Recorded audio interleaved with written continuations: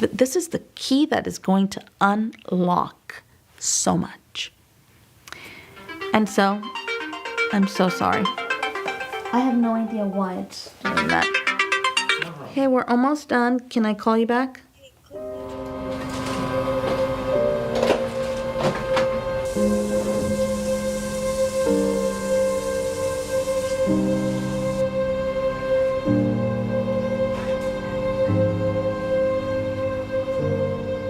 Before I had this complete change in paradigm in my mind, the most important thing was to win affection, to gain acceptance, to find meaning, and to have an appearance also that was very nice and good for other people, right?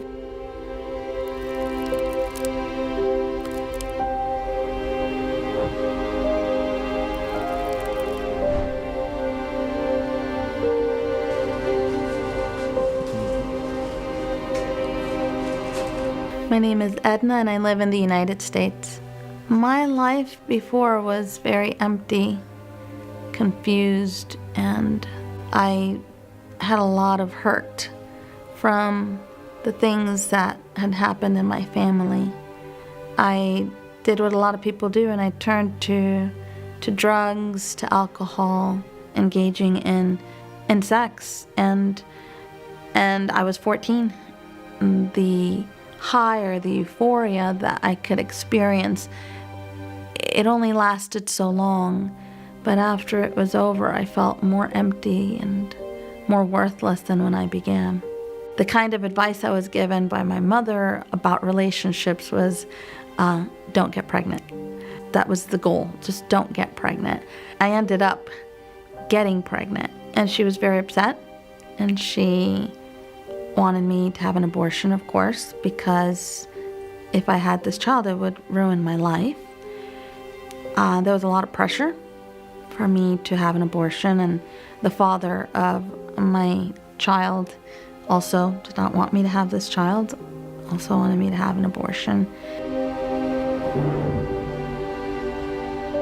Somehow in my 14-year-old mind, I knew I couldn't do that.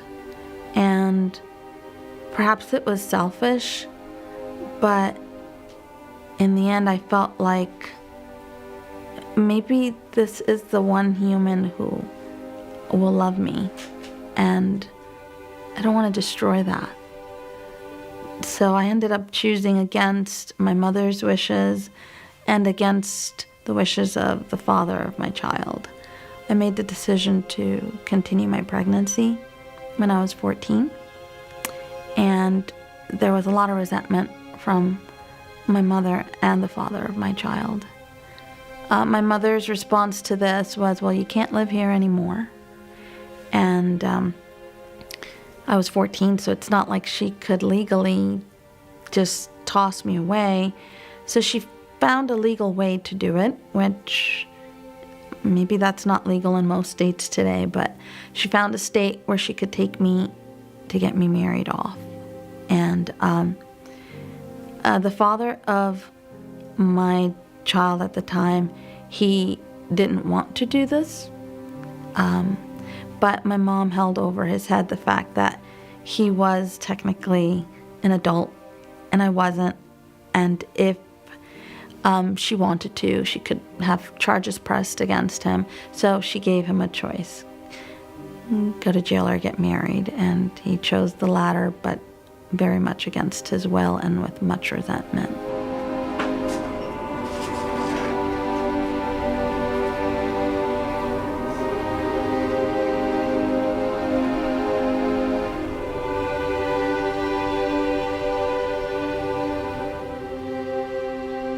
When I was off to live with someone who didn't really want to be with me and resented it very much, and who had his own mental health struggles at the time.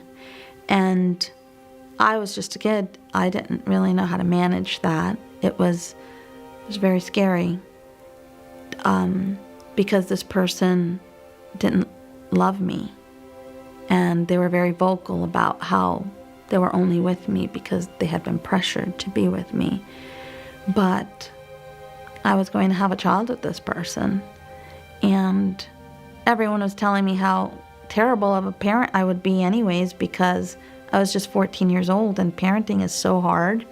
And if adults have trouble doing it, how was I going to do this as a kid?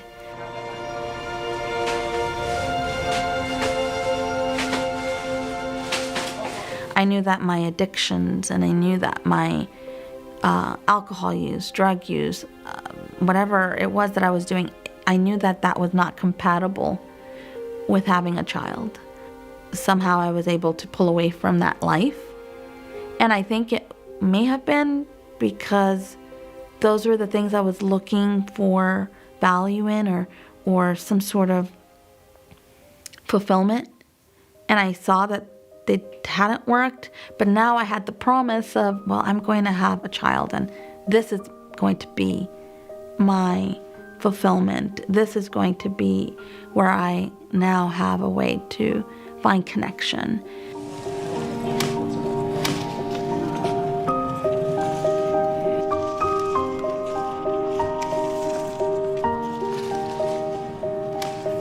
When my son was born, it was a happy day for me, but it had taken so much. It had taken a lot out of me because I was the only actual person that wanted him to be here. Even my obstetrical provider, the doctor who took care of me, she told me that if I had been her child, that she would have never let me have this child and that I should have just had an abortion because I was going to cost the taxpayers a lot of money. So I basically felt like the entire world was set against me and I was set up to fail. And maybe it was my teenage rebellious mind that turned that into, okay, I can't fail. I have to do this right some way, somehow. So when he was born, I held him in my arms, I locked myself in the bathroom, and I cried. I cried so much because I knew I was just a girl, and now there was this actual real human in front of me, and I knew I loved him, but I didn't know how I could take care of him. It was just so scary. I didn't really feel like I had any support, and I didn't really know what I was doing.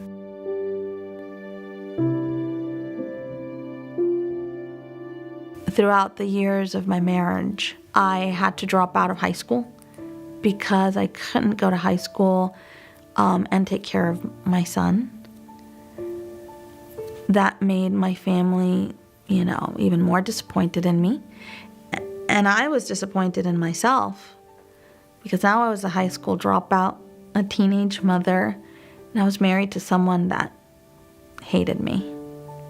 I pushed through and I continued through 15 years of a terribly abusive marriage. In this span of time, I had 2 more children.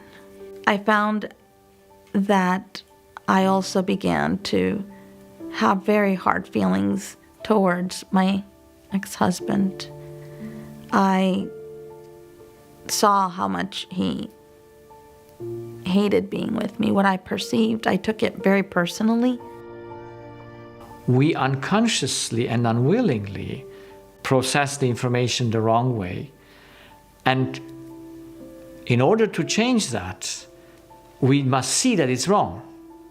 And disease is one of the best means by which the human being can understand that he does it to himself because he perceives and processes that information in the wrong way, taking it personal while it is not personal. We began to evaluate information according to identity. Who am I? And that fundamental error of mistaken identity, I think, is the key to the woe and disease and heartache and bitterness and depression, all the trials and afflictions that humanity struggles with really comes from that issue of a mistaken identity. There are only two possibilities for identity. Either I am a creator or I am a creation. Either I am a producer or I am produced, right? And there aren't any more options than that. Now, we can give a lot of different names to it, but those are the two options. When we take Nietzsche, by example, yeah, who could observe that all people behave like they are gods. So that's evident because everyone searches for power, to control, to dominate. But in reality, the human issue is only one. His innate state of assuming that he is a god or he is someone that he can never be. Self-deception is almost not mentioned in medicine or even in the religious world. No one in their senses would ever think, I am God. We all think we know who we are. We think we are spiritually independent and that we can live out of ourselves and that we have a love factory within ourselves, so to say. When we see the way we function, that we spend our life searching for love in other people, that must show us that we don't have the factory in ourselves. All right, so if I'm a God, I am my own. What is done to me. It's personal. And what I give from myself. And so it's also personal. I love others with my love. But on the other hand, because I'm not a god, that's the reality, I always search to get it from others.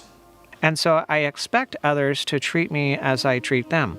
And I expect others to be good to me if I'm good to them. And when people don't, then I am a judge, and so I judge them, and now I have resentment and bitterness towards them, and I judge myself, and I have guilt and self-condemnation and so on. And so my life is filled with stress, it's filled with bitterness, it's filled with guilt, it's filled with all of these different things and these negative thoughts because my outcomes are dependent upon how other people behave and what they do and what they give and if they don't give and so on and so forth. I'm just a slave to everything around me. I'm stuck. Yeah, they're doing a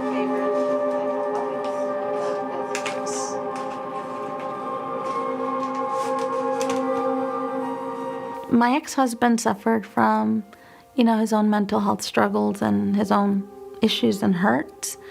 I could not connect with him. I could not really help him. My way of trying to help him was trying to control him. Rage. Fear. And in my own ways, trying to manipulate the situation so that we could be as okay as we could be, as safe as we could be.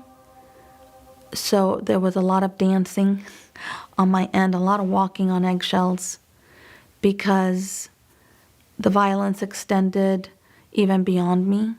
There was a lot of physical abuse that came on my body. There were days where the violence was rough and ended up with, maybe a broken nose. Definitely a lot of verbal outrage. I tried to step in between him and the children sometimes too. He was sad and he didn't want to be this way. He struggled. I couldn't tell what he was going through because my pain was that real. There was no way I could bridge the gap between his brokenness and my brokenness. There was nothing, I had nothing to give. By the time that we were able to go through a very nasty, terrible, difficult divorce that ended up with restraining orders and basically no contact between my ex-husband, myself, and the children, I was left feeling absolutely broken. And again, like a failure. And I was so hungry for someone that could love me and appreciate me.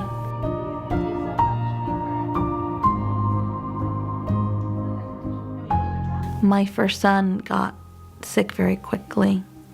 By the time that he was about 16 months old, he almost died and he was hospitalized, and he mysteriously quit eating. And there I was trying to get the medical system to take me seriously about my child. And I found that very difficult because when people saw me, they just saw a girl with a baby. And I think they assumed I didn't know what I was saying. So it took a while to get help for my son. And by the time that I was able to get the help, he was very, very sick, and he basically had almost died. The doctors were not hearing me. I felt like screaming. I knew I loved him, but I didn't know how to make things okay for him. He was in severe pain. His recovery was so hard. And it was very confusing and difficult to navigate the medical system. I read the notes that they wrote about the situation, their medical notes, because they would leave the chart and I would sneak. I was desperate for information to try and help him. So I would sneak in through the chart and try and find something. And the notes I found, the things they said about me, they were really not nice. So it kind of reinforced some of the feelings I had from before, that my worth was not very good as a mother, as a person. I failed at being a student because I dropped out of school. I failed at everything I felt. Thankfully, I was able to find someone that finally listened and helped my son. And he finally recovered. It was a long process and ordeal, but he did, and he lived.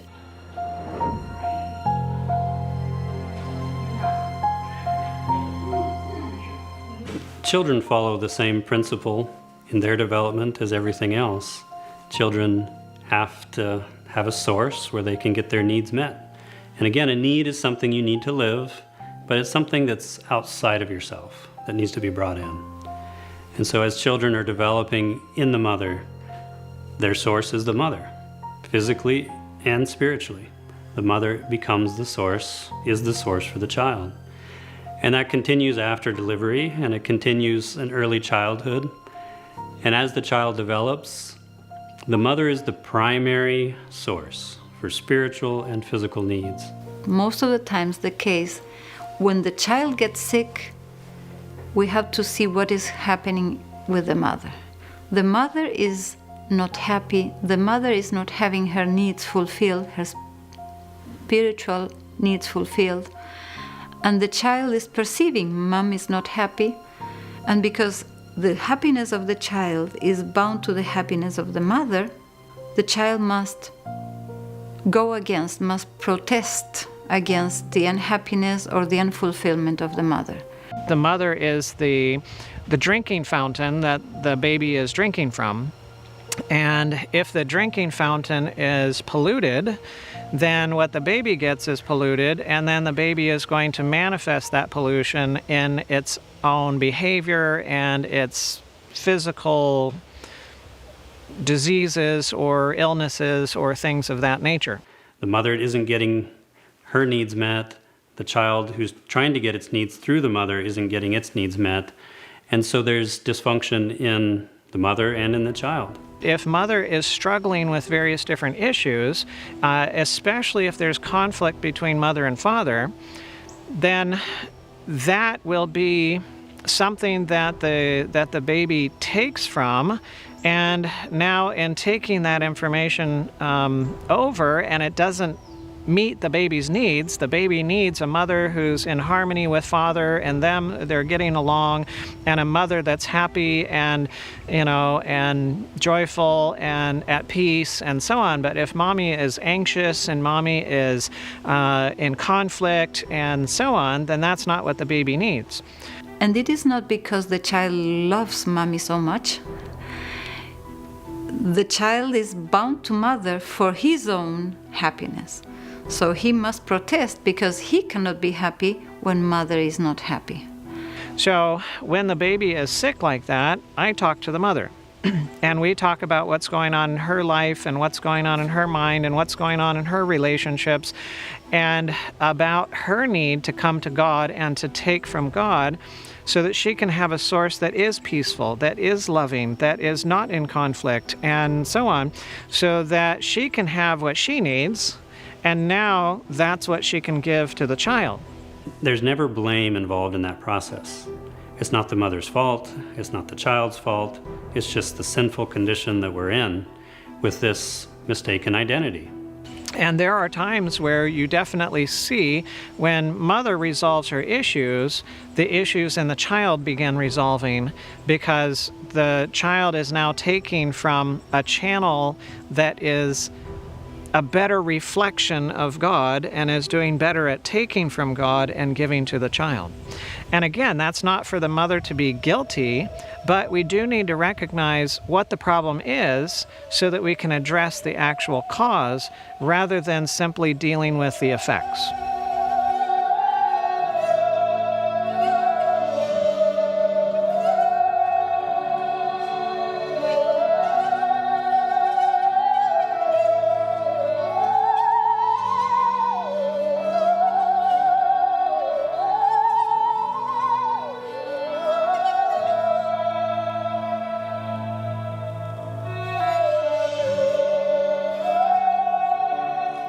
My children struggled growing up with various degrees of their own pain because of this. Obviously, my first child, my first son, he had probably the worst physical effects to his own body because of everything going on, the stress between his father and I. And as my children grew, they struggled with addictions at points. Not all of them, but some of them struggled with addictions. They struggled with their own mental health challenges that could only be expected after living in what was kind of like a nightmare. I had one child who took on another approach. This child took on the approach of, I need to be perfect. Everything needs to be perfect. I can't do anything bad. And becoming a perfectionist. That's how they dealt with it. They lived in a chaotic household in a chaotic world. And their way of dealing with it was, well, I see what the other siblings are doing. That's not good. I'm going to be the good sibling. I'm going to be the one that does everything right and perfect. And it caused this child a lot of anxiety that they still struggle with, and they know. They're trying to rebuild. Looking back at the whys, why it was that I got into the mess that I did in the first place. I think now I see it. I didn't when it was happening. I can go back and see that the brokenness didn't start with me. And I only know very closely my own story. But my mom and dad, they grew up in very religious households, very strict households, but maybe not very loving households. They chose not to continue that life, and they chose to join more of a free love type of movement. And here I came. and neither one of them was really ready to parent.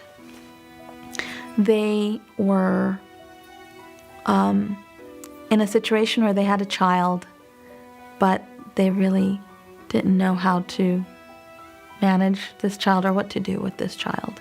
My mom was kind of really verbal about how she did not like the idea of having children. It was just not something she saw as what women should do. And if they did, it was more of a burden, something that tied them down.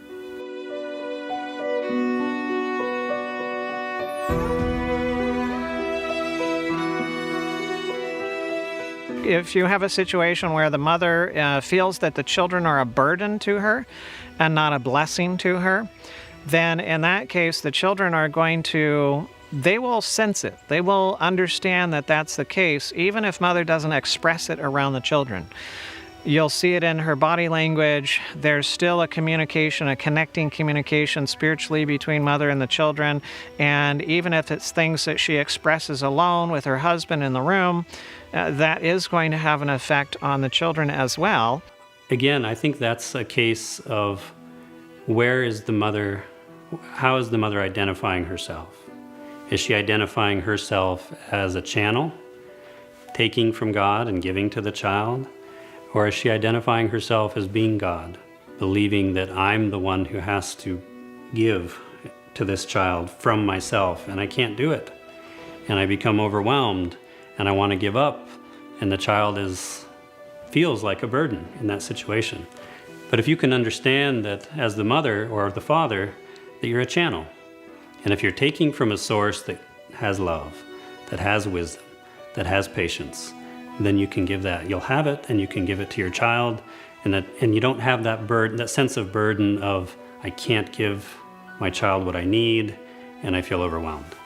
What does that look like? Well, it looks like children that have either behavioral manifestations where they're misbehaving, they are not obedient, they have hard time with attention and so on, hyperactive, and then also it can manifest in disease as well, especially in the child that tends to be quiet and doesn't outwardly manifest their distress.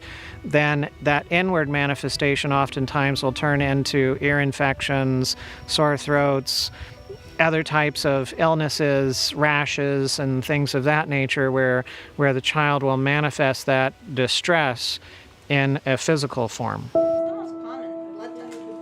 My daughter. Between you two. Luke. He's your problem child, right? She loved me in her own way, but she didn't really love motherhood. That was not her thing. And so my grandmother, which was my father's mother, she picked up that load. And, it's interesting because for so many years, I really didn't love my face. I didn't look like the people in the magazines. And that bothered me. But when I was born, my parents weren't married. And this was before DNA tests were available. And my grandmother heard that I had been born, my father's family, but their attitude was, well, they're not married. Is that really his child? Maybe, maybe not. We don't know. But when I was born with my grandmother's face. I was her, clone, basically. And so when I was born and they saw me, they looked down and said, oh, yes, this is his daughter. And my face won the affection of my grandmother. So I have learned to love that face. My grandmother picked me up and she did the best she could do to try and give me some sort of stability.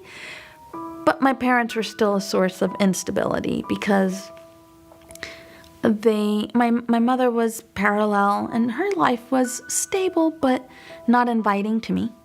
I was not really invited into her world.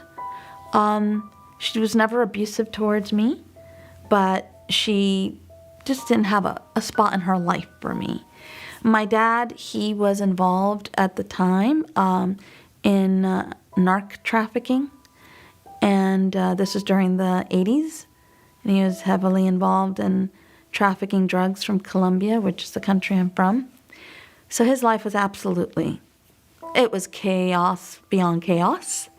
You know, there were times where, even though I didn't live with him, if anyone knew I was associated to him, my life was endangered. There were times when people would come and look for us to take revenge on him with weapons, and times where I would have to run away, like from one day to the next, like, oh, pick up, you're no longer in that school. You're going to another state, you're hiding. There were times where I had instructions to hide in the closet and be quiet no matter what I heard was happening, because it wasn't safe. And if I heard, no matter what I heard happening outside my hiding spot, I couldn't come out. Adults would confront them, and the children would hide, and it was my job to keep everyone quiet, whatever I needed to do, and make sure that we were safe. My mother represented to me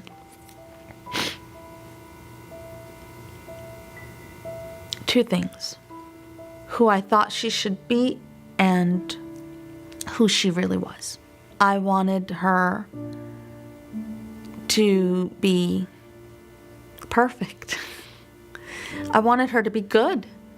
I wanted her to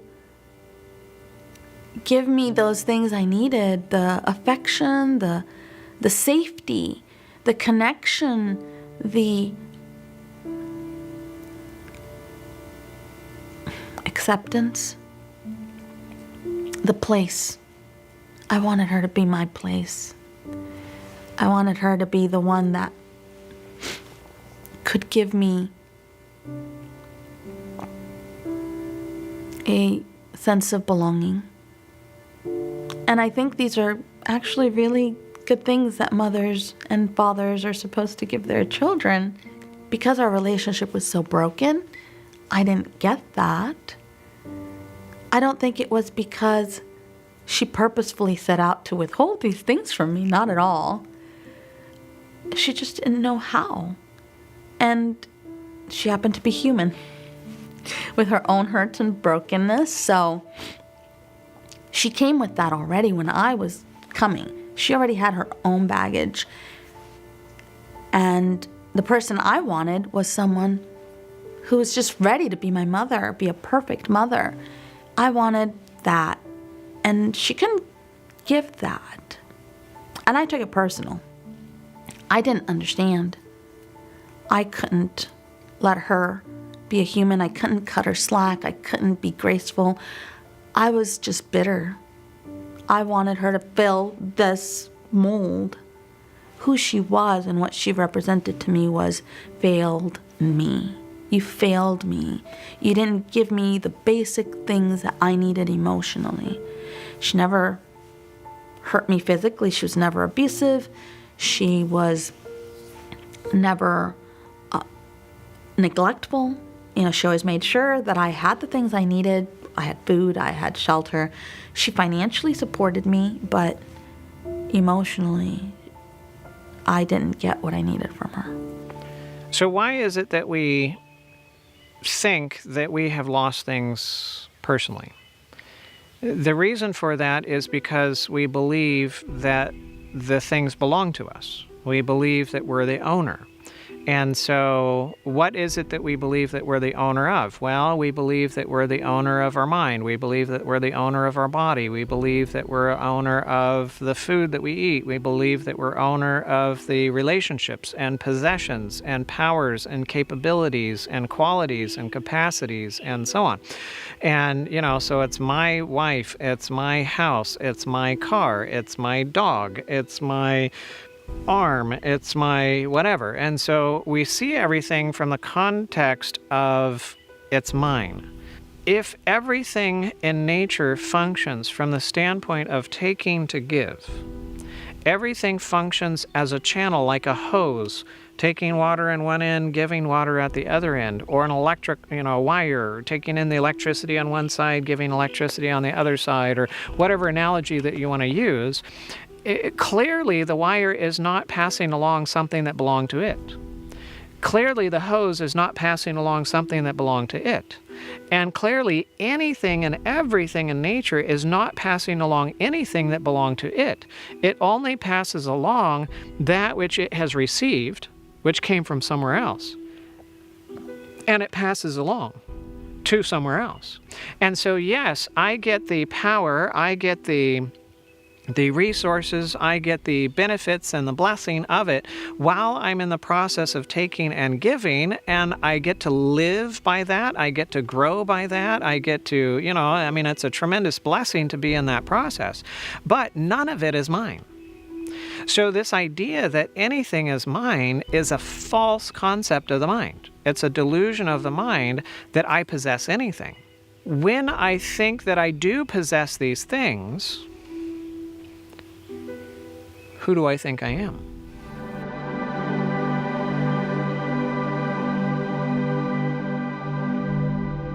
I don't see myself as a transmitter or a user or, some of those terms. I see myself as a creator, a producer. I think that it came from me. And so since it came from me, then it's mine. And truly, the basis of ownership is creation. If you make it, you own it, right? If you make it, you own it. Because since my life does not belong to me, because I didn't create my life belongs to the Creator. He is the one that suffers when something is lost. Yes, I suffer as well, but the loss is His loss, not mine. And when I come to understand this, of course, this will lead me to the question, why did He allow it?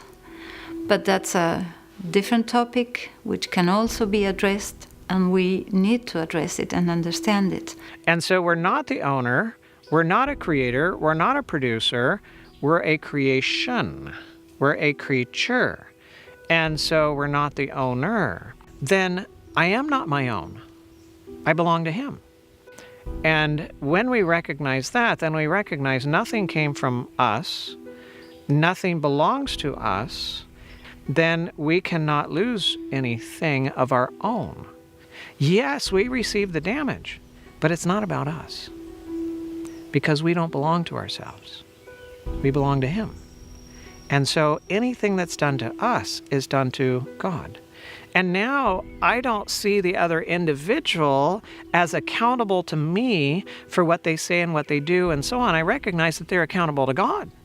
No one owes us nothing at no moment, especially the spiritual elements. No one owes us to love us, because there is no way that anyone can satisfy my need.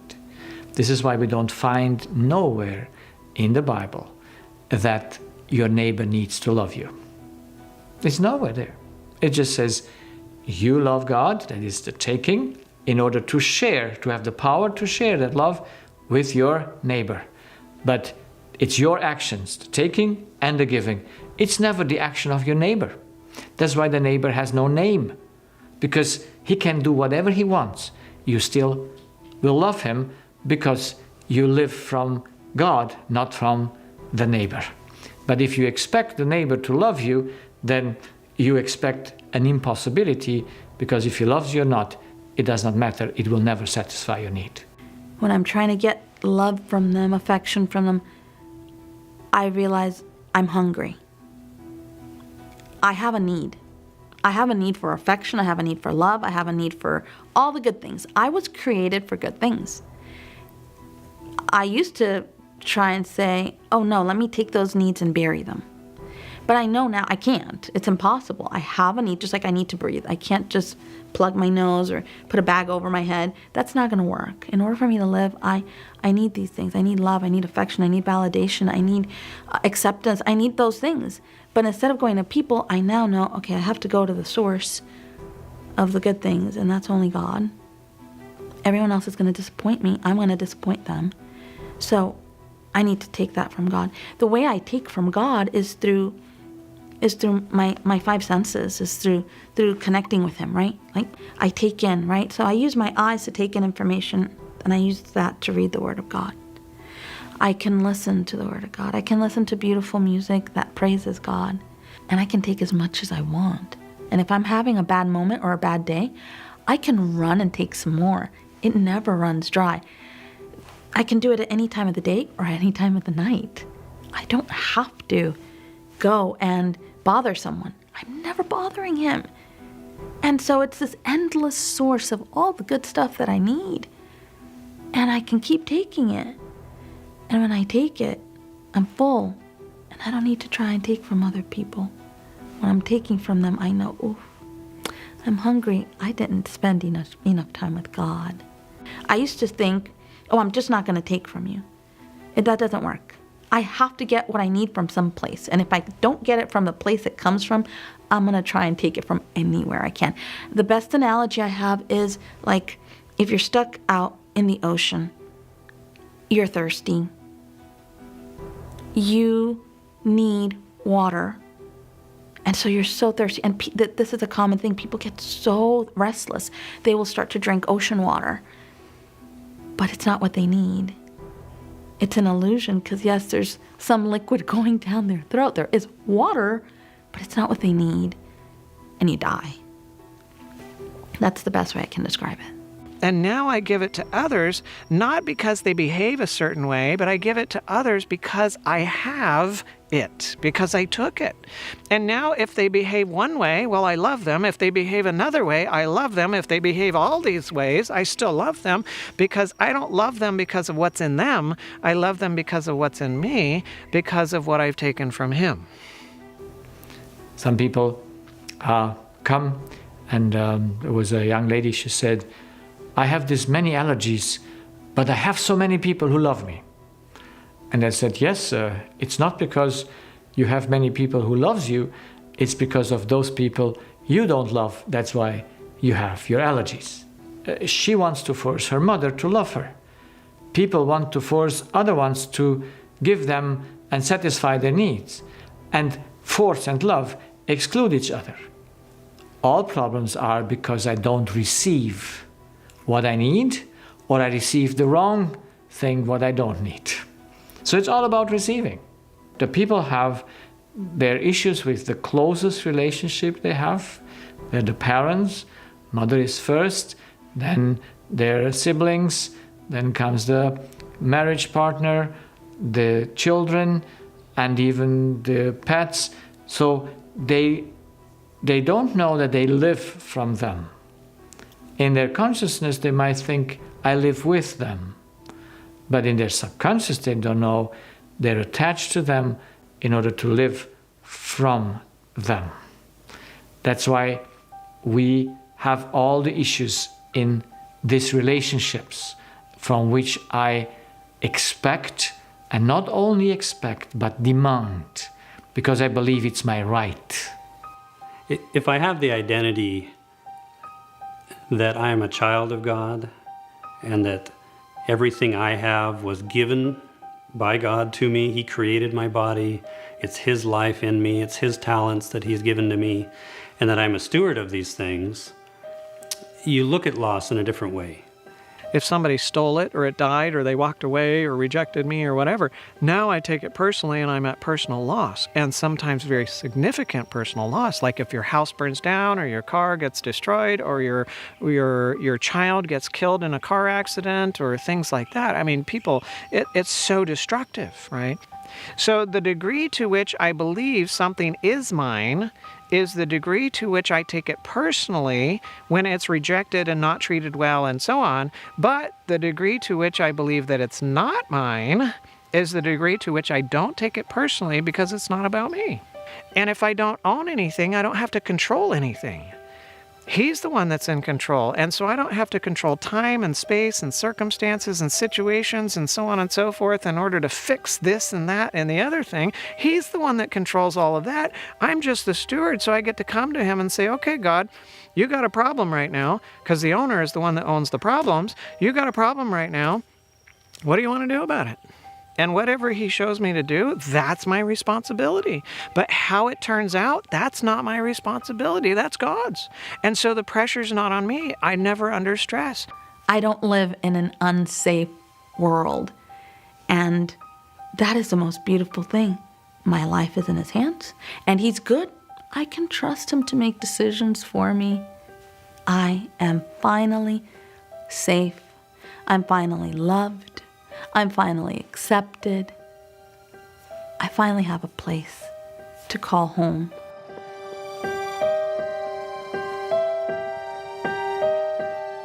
In order to heal the past and put an end to that suffering, I need to understand that it is the perception of the person, the interpretation of the event, and not the event in itself, what is bringing the suffering at the moment. And that interpretation is what needs to be changed. The basis of the issue where I judge others because they're not behaving well towards me, and I judge myself because I'm not behaving according to my standard, and so on, the very basis of all of that is that you and I and humanity, unconsciously, we believe that we are a creator. We believe that we are a God, and that we're the source of all of these different things. And all of those problems come as an automatic result of that underlying identity problem where I believe that I'm a God. And it creates a mess, absolute mess in our lives.